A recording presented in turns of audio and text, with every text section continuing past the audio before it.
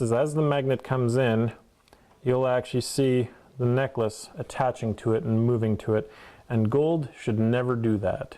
Martin Strasser of Premier Jewellery and Loan knows how to spot a fake, but with over 20 years under his belt, he's had some practice, which is how he discovered several Kelowna residents had been scammed, some up to over $1,000 after purchasing what they thought was real gold jewelry from a hard-up individual on the street.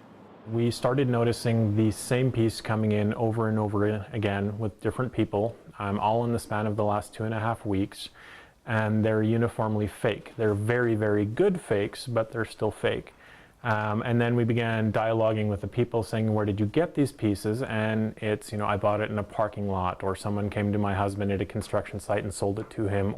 It's like the old saying goes, if it sounds too good to be true, it probably is, especially with Cash for Gold businesses located all over the city that will purchase real gold jewelry at fair market value.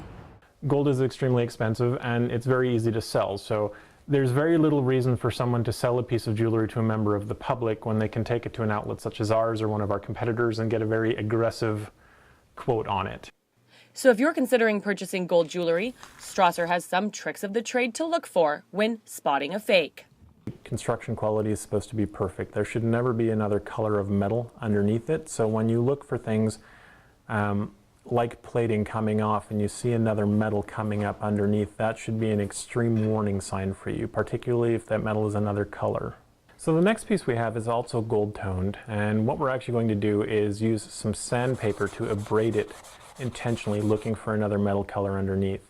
Now some people may worry that this is destructive to the jewelry and it will cause a little bit of damage, but bear in mind it's much better to pay a goldsmith $10 to fix a piece than it is to lose $1,000 on a fake piece. So a lot of the fakes we've seen are plated over some kind of magnetic, iron or steel base. So if you have a strong magnet, you'll find that the jewelry actually responds to it, and it shouldn't.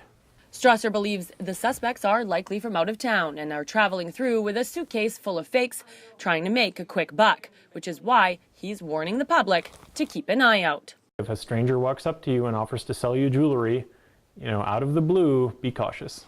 Jen Zielinski in Kelowna for Castanet News.